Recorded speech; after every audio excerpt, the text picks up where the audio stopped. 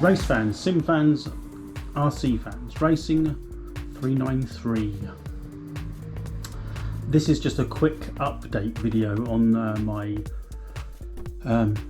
RC10GT. Now, I took it out for a run in my previous video.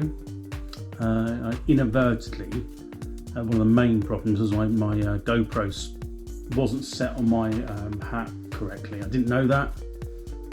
It is annoying, but so basically you never got any of the footage of the car running. You could hear it, and when I got it back to sort of the where I stood, pit area, if you like, you could see it then. But sorry, it was a pure error on my part. Annoying, but I thought I'd done a bit of work on the car leading up to that, so I just thought I'd release the video. Now, on running the car, we had a few things that perhaps needed looking at, so more so that you could probably hear. Now, the car had a very intermittent idle, and those that know your nitros, if you haven't got your idle set, then the rest of the tuning for the car is going to be way out. I think that is possibly what was wrong with mine. Now, when I got the car back, I thought to myself, well, I'm going to change. Well, I was going to strip the carb down, and the other thing I was going to do, unrelated to the carburetor, was just lean the shocks in at the top, an extra hole, which I've done. So that I've changed the shocks so they're more of an angle, and that in effect should just very slightly soften the springs that are currently on the car. So that seems okay. So I took the carb off.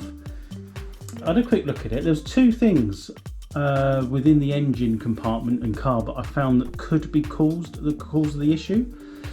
So we'll start with the carb. I took the carb off, and the what is that called? The inlet for the fuel, so where the fuel goes into the carb, that little standoff, well, that seemed not loose where you could just, it was flopping around loose, but loose so that you could have probably took it off with your fingers without having to get a wrench or a tool. So it's possible that it was pulling air in from there. So I've tightened that up. The other thing was I took the cooling head off, and it's held down by what are they? 2.5 bolts, Allen bolts, or 3mm Allen bolts. They're only small. I can't remember the exact size. There's 4 of them.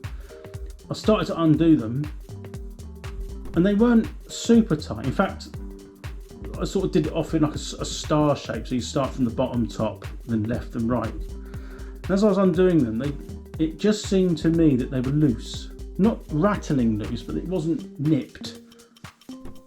So that was another reason. So that's definitely another sort of problem. It wasn't leaking oil and fuel from inside the engine anywhere.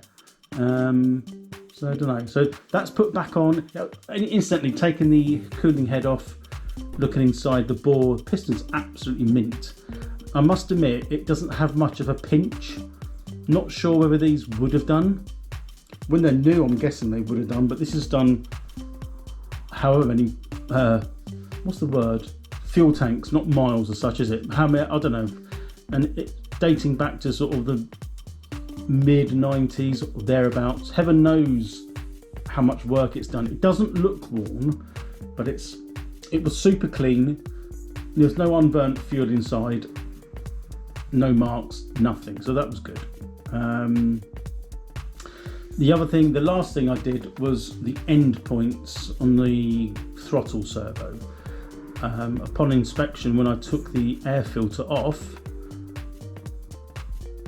I wasn't sure whether the gap was enough in the. It's not a slide carb; it's more of a rotary carb, if you like.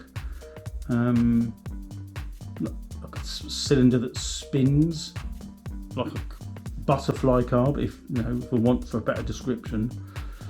And the servo was over rotating, and the linkage inside, like the linkage between the servo and the carb, and the carb linkage itself, the little tab with the ball joint on, that was flexing. So I've done all that, so it opens and closes without any strain on the carb. That in itself would probably twist or move the carb out of the mechanism inside, probably creating an air leak, although it wasn't really, the idle was only racing when it was just started, you know, so I don't know. But anyway, I've done that as well. So in effect, next time we take this out, I'm not doing it right now, it's too hot in the UK. It's 33 degrees today, so looking back on this video in the winter, I'll be probably wishing it was 33 when it's like -4. But anywho, that's it, that's the update. What else? I have bought another update for this. I'm going to tell you a little bit about that once I receive it. Something rather special. I'll leave it there for now. So it's, you can get them, but you've got to pay a bit of money for them. Yeah, so we'll leave that there, and I'll let you know once I've got that. So that's the end of that video, just a quick update. And next time I will be taking the car out. At least I've done all this, so it's straight out on track, or runway in my case. Okay, right, so thank you very much for watching, it's much appreciated. Please like and please subscribe. It helps with my videos. It's only a very small channel. It'd be nice to have some more followers, people that want to listen to my dulcet tones and watch just my enjoying videos. That's all they are, enjoying the RC. Okay, so thanks very much. I'll leave it there. Appreciate you watching, and goodbye for now.